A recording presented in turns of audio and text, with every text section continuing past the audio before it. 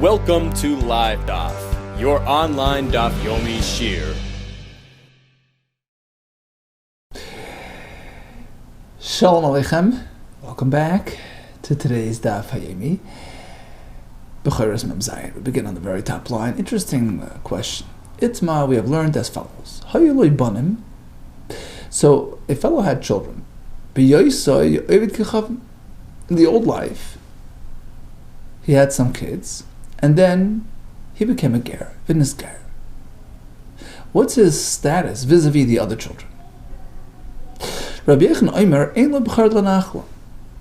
He says the new child born after conversion is not regarded as a bechor, as a firstborn. Now, yesterday we discussed there are two types of bechorim, two types of firstborns. We have bechor first to the mother. So when it's her first, that's considered petar rechem. He opened the womb first, so he is subject to the mitzvah of pidyon haben, the 5 selah given to the kohen in exchange, right? That relates to mother's firstborn. Whereas you have another type of bechor called bechor lenachla. He's entitled to 2 portions, pishnaim of the father's inheritance, and that relates to the father. That's only if he's the father's firstborn. So here we have a kid who's technically not his first, but it's the firstborn Jewish child. Rabbi Yechon says, "Ein li bechor lenachla."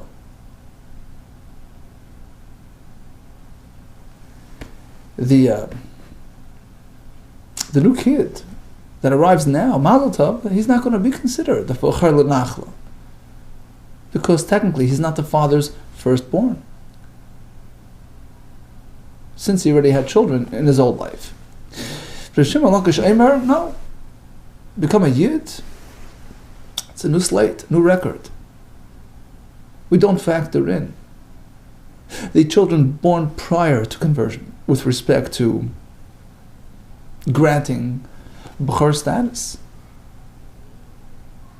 for nachla. Yesh lebechor lenachla, this newcomer is considered the firstborn regarding nachla. And the Gemara explains the 2 positions. Rabbi Yechon Omer ein lebechor lenachla. He's locked out of bechor lenachla. Look, the Havale Reishis Einai, because he already had Reishis Einai, his first, koyach, his first expression. He already had kids, despite the fact that they are non-Jews. Reb Shimon Lakish Eimer Yesh lebechor lenachla. This newcomer is considered the bechor lenachla.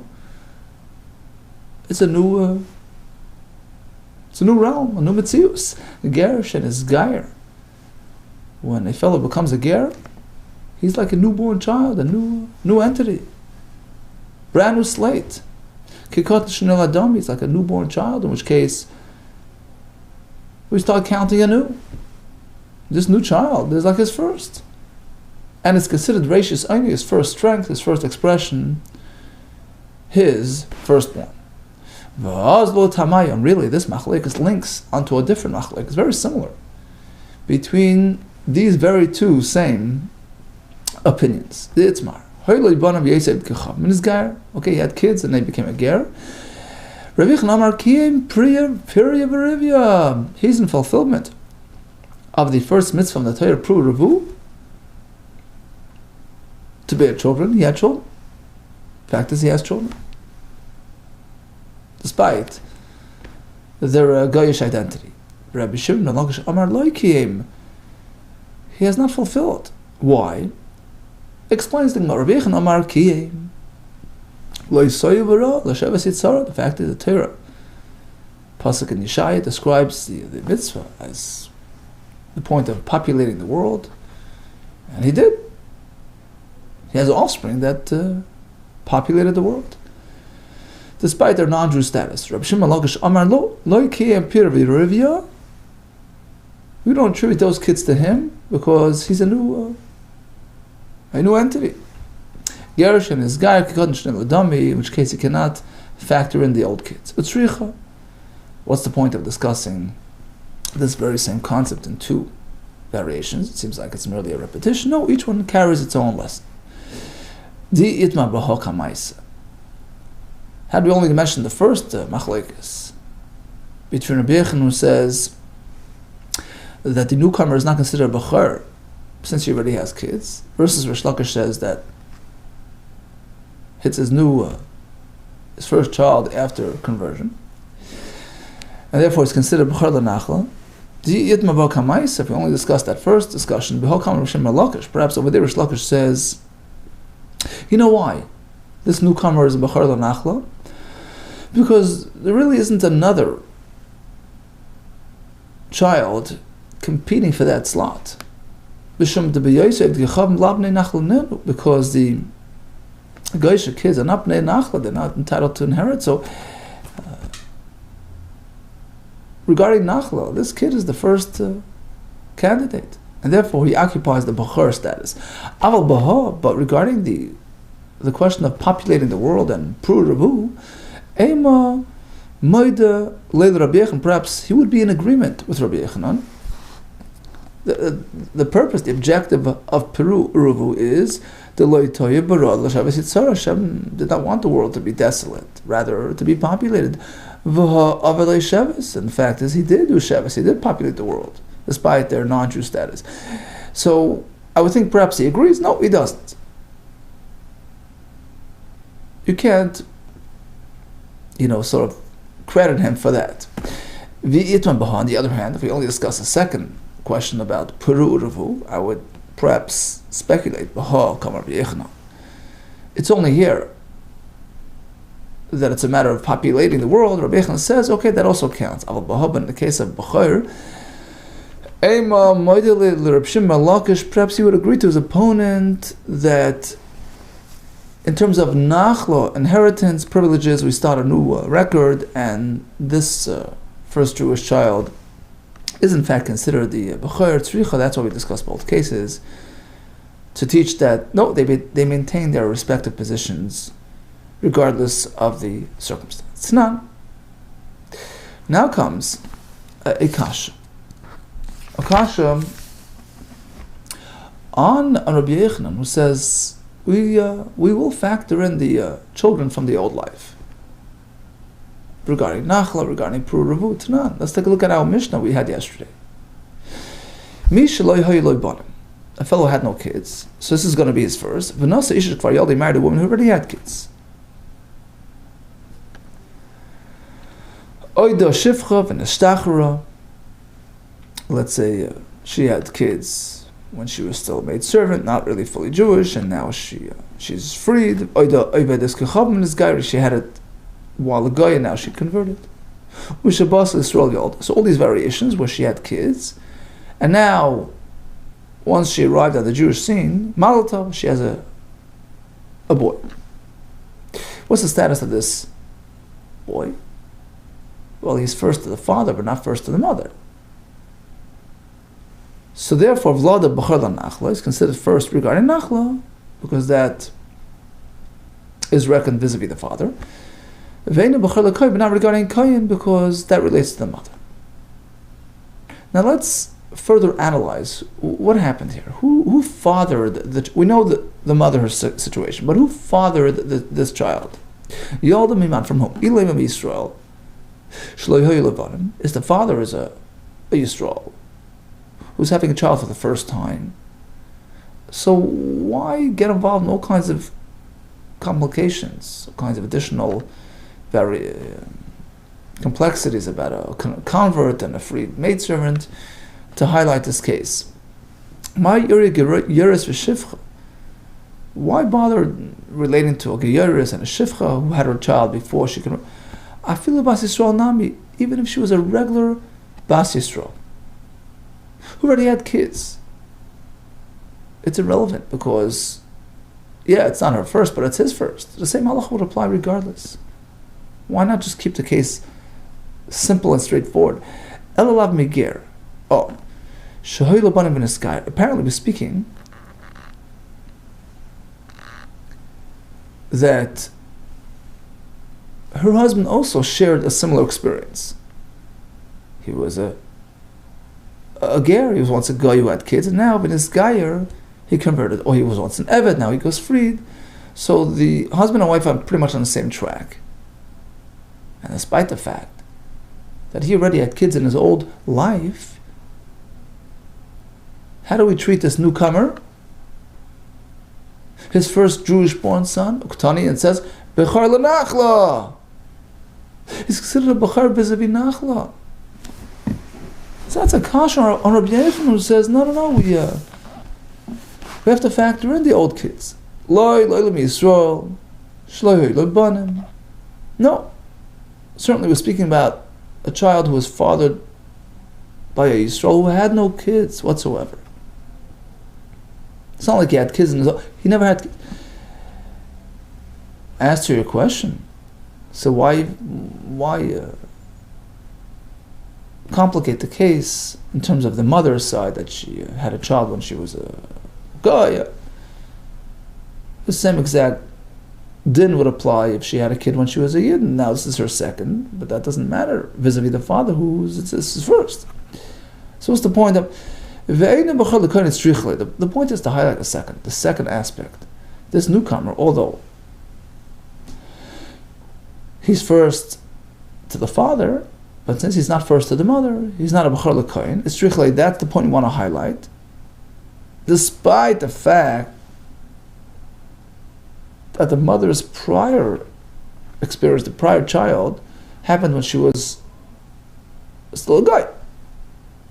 Nevertheless, the next one is no longer Peter Rechem. As opposed to Rishon says no.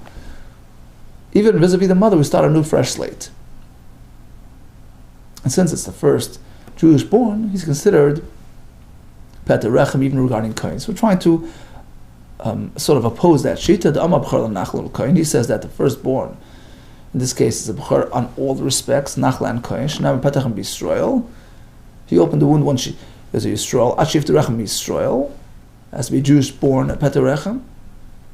Kamash Madaloi. Comes the Mishnah and says, no, we disagree with that. Tanakama takes a different position. The fact is, it's a physiological type of transformation. The fact is, she already gave birth, even though spiritually it's a different entity. It's a Goyisha child, doesn't matter. Peter Rechem is a physical experience, which already happened, and this child is now absolved of that status. Kamash Mandala. Toshmai comes another kasha on Rabbi Yechon, who says that we always factor in the old kids. Toshma hayloi bana b'yosed kachem in his guy. So now the father, he had children while he was a guy. Now he converted. This Mazel Tov, this new kid now, yesh le b'chor l'nachla, is considered b'chor l'nachla. Whoops. What do you mean? According to Rabbi Yechon, he's not number one. What happened to the old kids? Omar Avina, Vitei Mesamser of Acha. You're right, Havada Risek Lilihu. This is again Risek Lili speaking. That just like regarding the mother's record, the Jewish firstborn is considered Peter Rechem, the same exact regarding the father's record. So he applies the same concept to the father as well. Reishis Oinoi denotes first Jewish born child. Rabbi Yitzchak Lilihu, the Amar Peter Rechem B'Yisrael, Ad She'if to Rechem Yisrael. And just like regarding mothers, Peter Rechem, first Yisrael is considered the Peter Rechem, Yolof Iu. And he also learns him, Mina Dida. Yolof Iu, he learns the halacha regarding father. So the determination of Peter of Rishis Oini regarding father is likened to her formula. Mina Dida from the woman as well, meaning just like by the women's side of things, the Peter Rechem, it has to be Peter Rechem Yisrael. First Jewish born is considered Peter Rechem. Likewise, Rishis Oine regarding the father. First Jewish born is considered Rishis Oine. But that's Rabbi Yitzchak Lili's opinion. Tanakama disagrees. He'll hold, after all, it's not his first, because we factor in the children of his old life. Okay, so in conclusion, a ger shows up with a busload of kids. Are they his? Are they not? Regarding Puravu, regarding Nachla. So Nachla would translate into a question of whether the next child, Mazel Tov, the one that's born as a Yid, does he consider himself a Bechor Nachla, or do we say no, he's already be preempted by the other kid? Rabbi Yechon says we factor in the old kids, Rish Lakish says no. Now according to Rish Lili,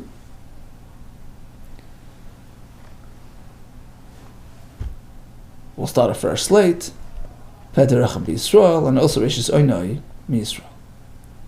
Amar Vada Barabba. Okay, a brand new concept. We know that a Kohen father, a Levi father has a firstborn son, it's exempt from Pidin HaBen. What about a mother from a Kohen family, a mother from a Levi family who has a firstborn? Like my mother's a Bas Kohen. So if I would have been first, I would have been Pata from Pidin HaBen. So says Rav Ada Bar Ava. Amar Rav Ada Bar Ava, Levia Shielda, a woman from a Levi family, Shielda, who gives birth, but not Pater Me'Chamish Shloim, he's exempt from the Pidin HaBen. Now, let's analyze. Who's the father here? The Ibor, the conception. Who was the father? Miman, from whom? Ilim the Abram Kohen Levi. Is the father also Kohen Levi? Now forget about the mother. That in itself is reason enough to exempt a child. My area, why get involved in a Levia, a mother Levi? I feel Israel Islam, even if she's a regular Israelis from Israel family, the child is exempt on account of the father. Ella must be the Abram Yisrael. Father's Israel. So that begs the question. Who determines the lineage, the yichus of the child? The father does. Right, Ksiv? So why are we reckoning with the mother? Amar Papa, so we have two terutzim. Papa says, you're right. It must be that the father was a goy. Okay, and the goy has no lineage, so the father is sort of discounted off the equation. He's the leader off the record, and now the child will default to the mother, who's a Levi.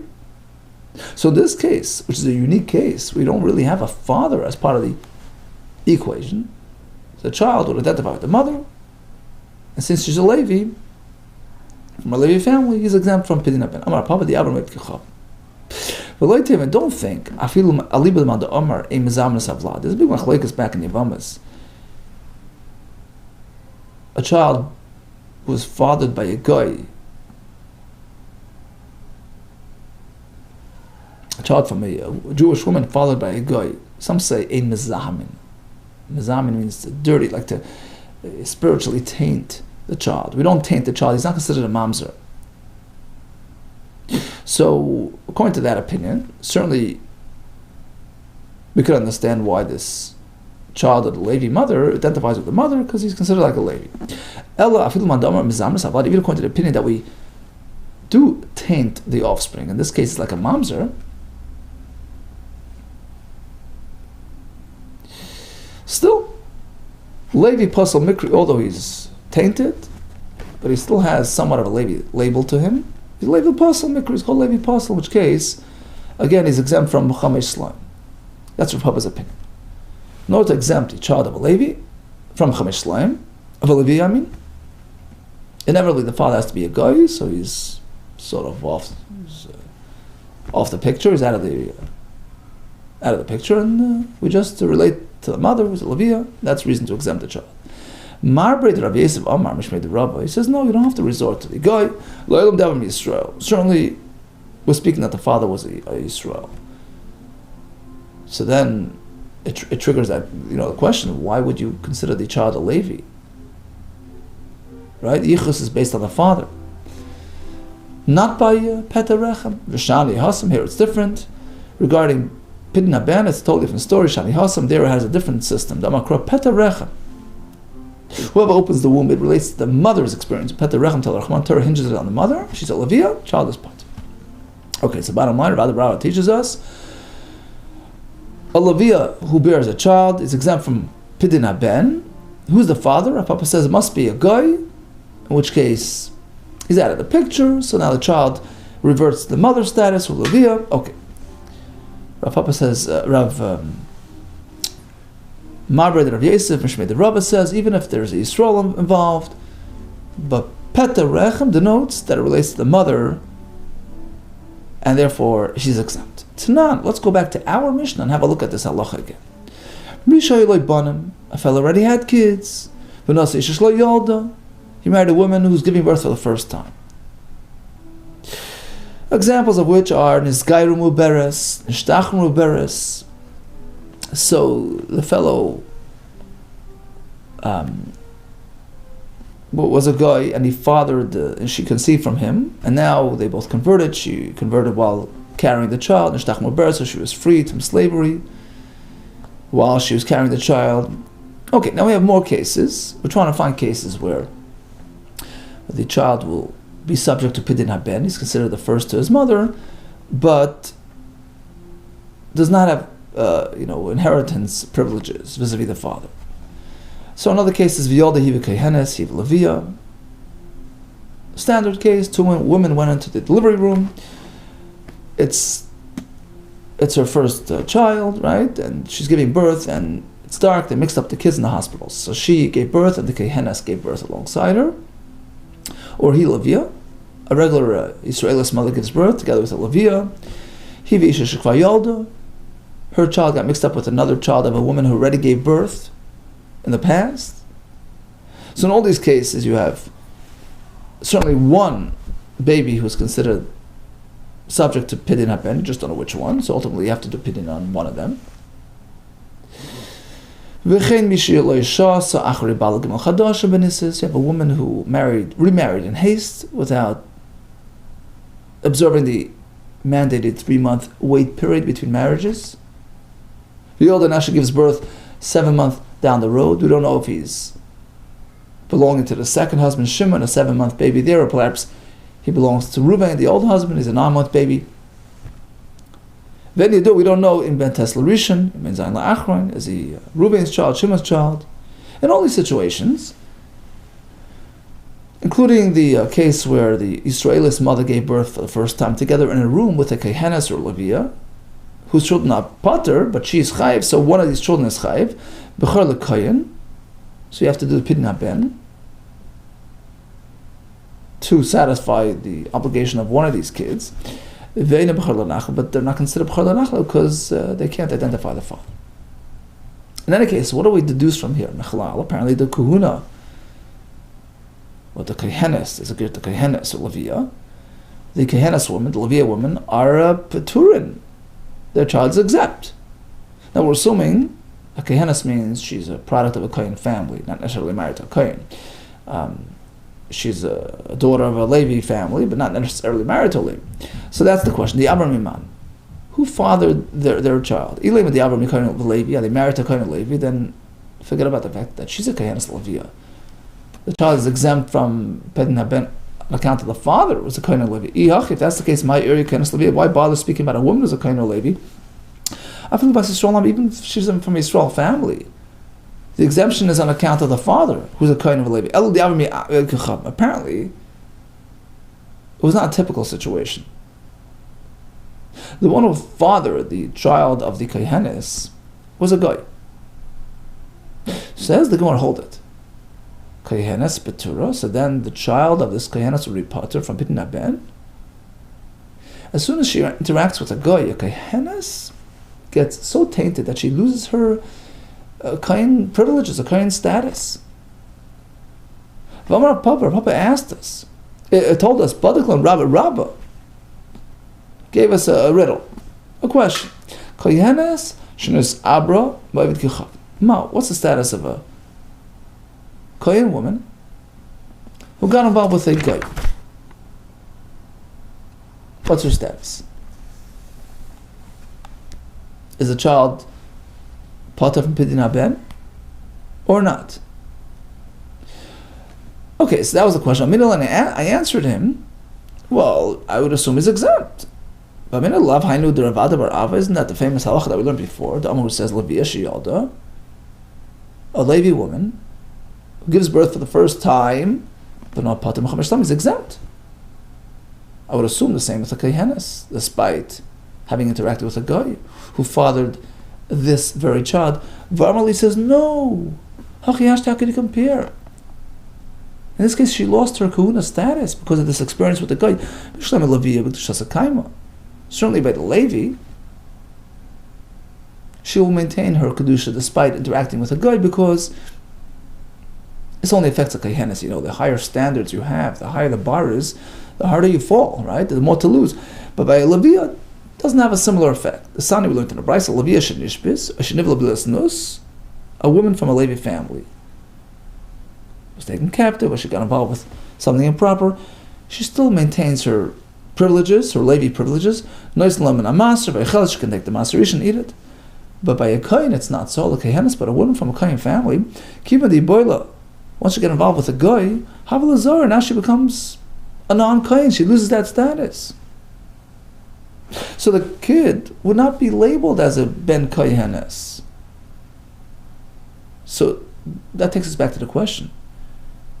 So how can the Mishnah state that a firstborn of a kohenes, which we assume means a woman who's a child of a kohen family, who similarly interacted with a guy, that child is still part from Pidna Ben? Why? Once the mother loses her status, the child is like any other child who's Chayv Pidna Ben. So now,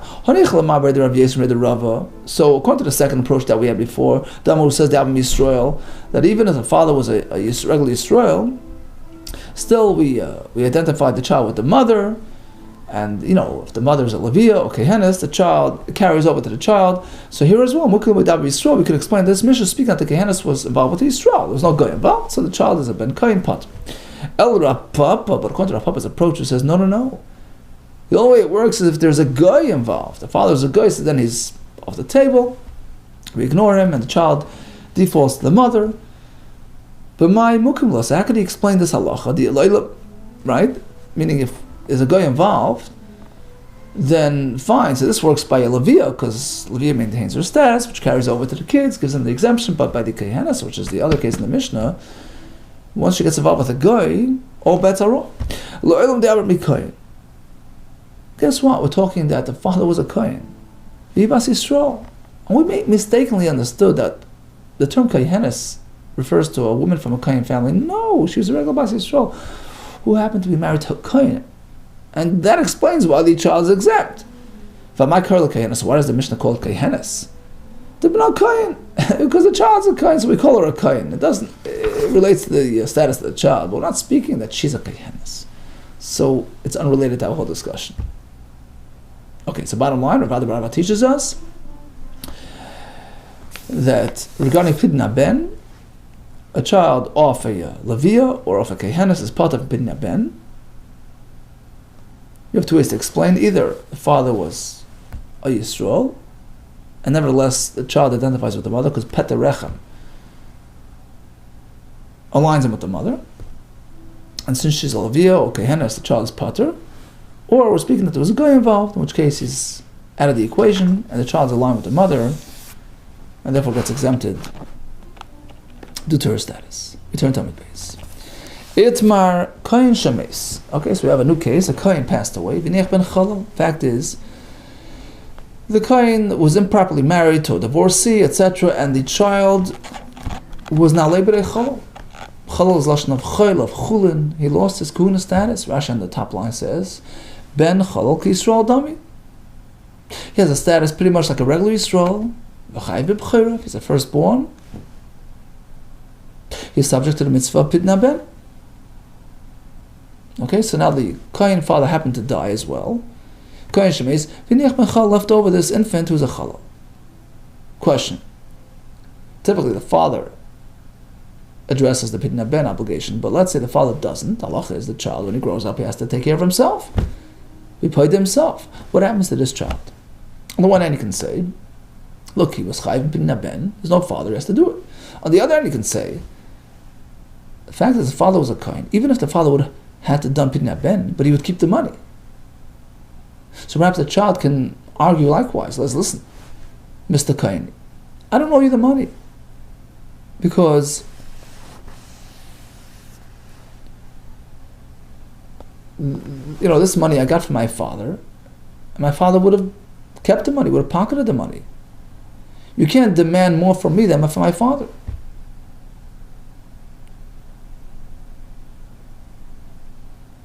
Who was the was the source of this obligation, so to speak.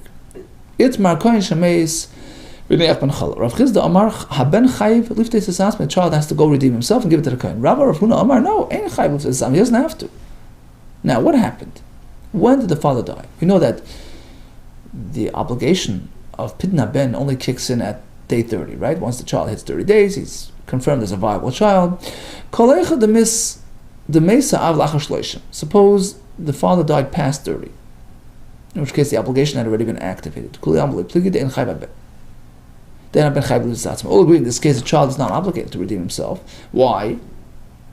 Because the father already acquired the rights, the privilege to hold on to that money.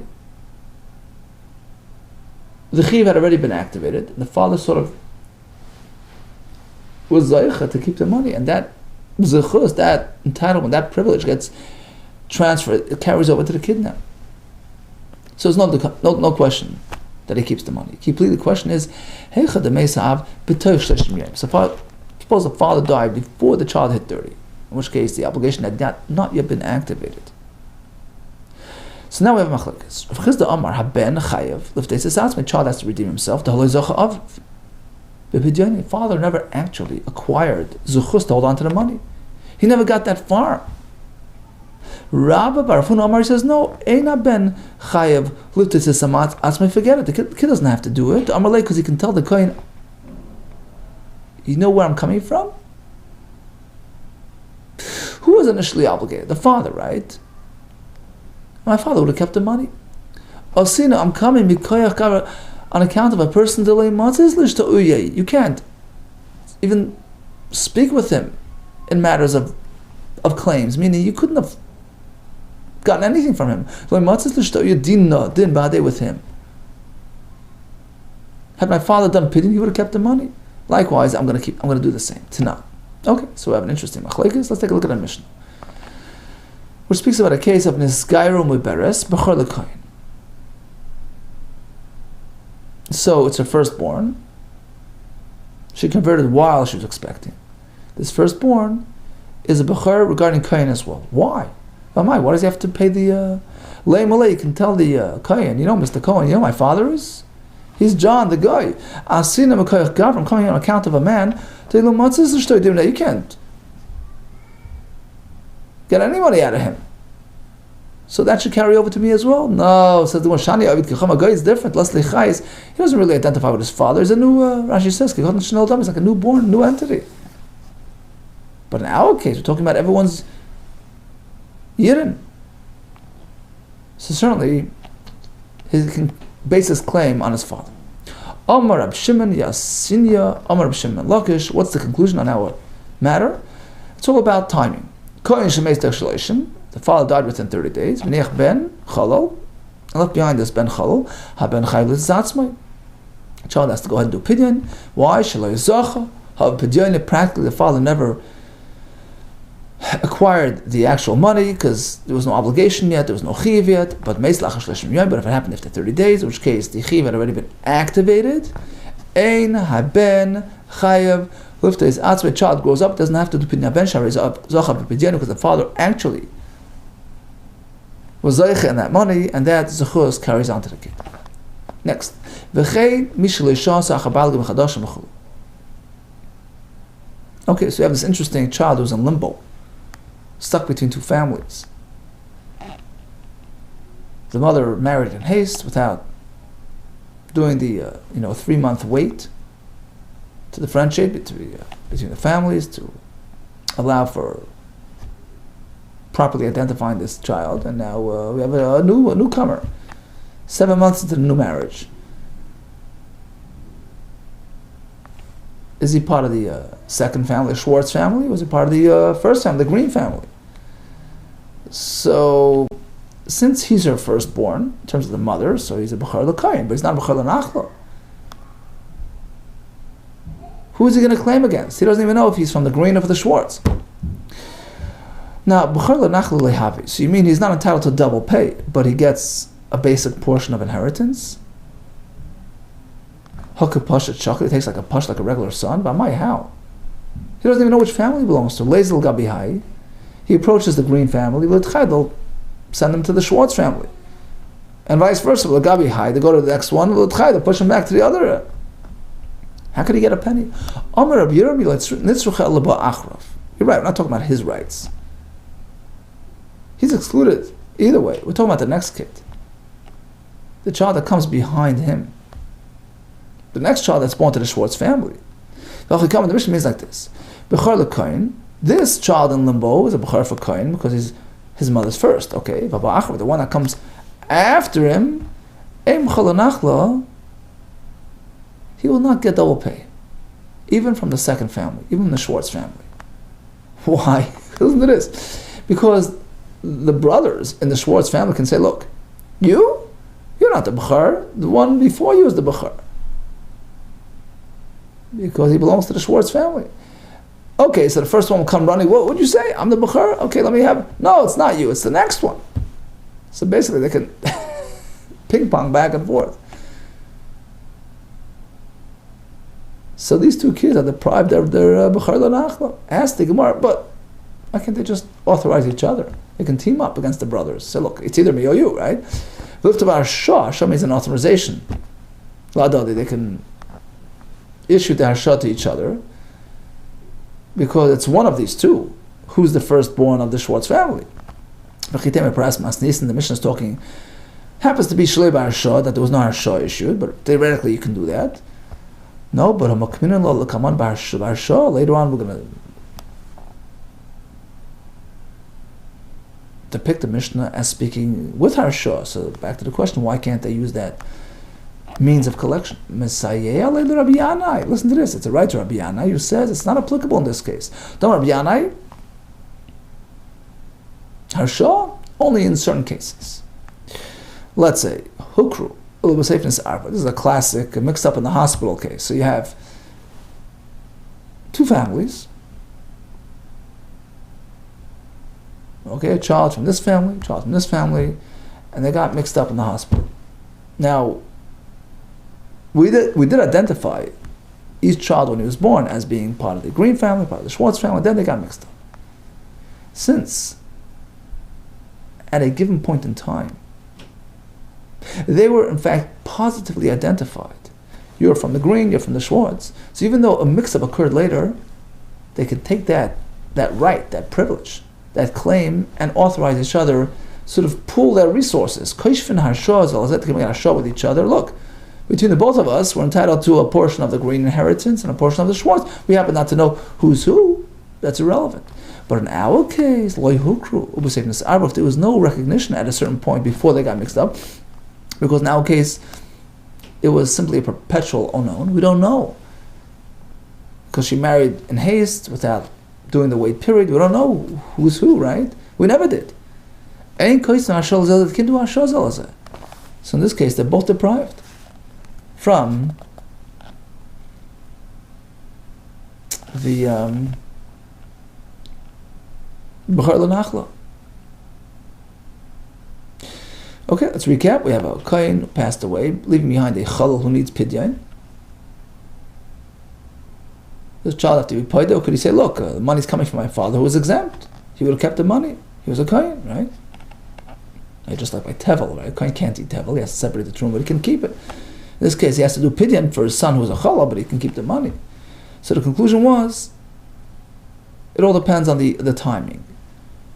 If he died before Shloshim, which is still pre-activation of the Chiyuv, so then the child has to do Pidyon. But if he died after Shloshim, the father was already Zeich in the Pidyon, that Chus carries on to the kids. Interesting discussion regarding a mix-up, two different cases. Sometimes a Harsha works, sometimes not. Continues the Heilige Mishnah. Ezo Bechor L'Nach U'L'Kohen. Okay, finally we have a fellow who can wear both hats. He's considered firstborn regarding father's inheritance, and also regarding Pidyon Haben. Now, of course, the Mishnah is not going to give us a straightforward, simple case. The Mishnah typically gives us cases with a twist, because obviously a regular healthy kid is going to have both statuses. No, we're speaking about a unique case once again. Pelas Shafir, Malemai. We're speaking that this newborn, healthy child came along following a prior miscarriage, which does not have a halakhic status and therefore is disregarded, rendering this one as the real firstborn to the mother, entitled to all the bechor statuses. So what happened prior?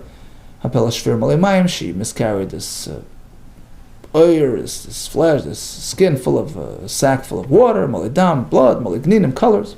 They're not reckoned as offspring, and you just disregard it. She miscarried something that looked like a fish, a grasshopper, or kinds of creatures. Or she miscarried on day 40 or less to conception, in which case it's not considered yet a halakhic fetus. The one that comes behind them is the firstborn regarding all matters. What about Yitzid Doifen, child born unnaturally by cesarean? The one that follows him. Shneyan Einon Bechor Lo Lenachlo Kohen. They both lose their Bechor status regarding all matters. Why? Because for Kohen you have to be Peta Rechem, born naturally, not Yitzid Doifen. And regarding Nachla as well. And certainly the one that follows is not the first, so that's it. They're both deprived of both statuses. Shimon Omer, no. I disagree. Rishon Lanachla. The firstborn is Reishis Oinai, despite being born by cesareal. The second one is the first Pataracham, first naturally born. He gets the Pidna Ben. The Gemara first explains the Tanakama. Rishon Nachla, why is the first cesarean exempt from Nachla? Yodoloi Beinan. Yodoloi. It's the born loy, the way it normally happens, naturally. Derech Leida, says Rashi. The Chamish Shleim Namiloi, he's not going to be Chayim Pidna Ben. Pataracham Beinan has to be Pataracham, which he's certainly not. He was born without Pataracham. What about the one that follows him? Sheni Nachla, he's not going to be entitled to inheritance, double portion. Rishis Oinabin has to be the first strength, the first expression of the father's strength. He's not. He's the second on the scene. Rishis Oinabin. And certainly the Chamish Shleim Namiloi. And why not Chamish Shleim? The fact is he's the first womb child. Because somebody holds B'chol Davar Echad. Since he's only first regarding one element, he's Peta Rechem, but in terms of the child count, he's number 2. Lava B'chor is not considered B'chor. That's Tanakam. So both, the first cesarean and the one that followed him naturally, both exempt from both statuses. Shimon Omer, no. Harishon Lo Nachla, B'Shein Chamish Shleim. The first one is Reishis Oinai, the second one is Peta Rechem. Why? Shimon Tamei Damar Teled Rabbi Yitzid Doifen. Shimon follows his opinion stated elsewhere that the pasuk says Teled, the extra word Teled, that regarding Tumas Leda, even if the woman gives birth derech Yitzid Doifen by cesarean, it's regarded halachically as a birth, regarding the status of the Yimei Tumah, etc., regarding Nachla as well. The second one, which followed through the Peta Rechem, is considered for Chamish Shleim, because somebody holds B'chor Davech, B'chor. Even though he's only B'chor regarding one element of Peta Rechem, he's considered a B'chor, and he's a Chayim Bin Naben. Okay, much hatzlacha, B'suras Tevis, all the best.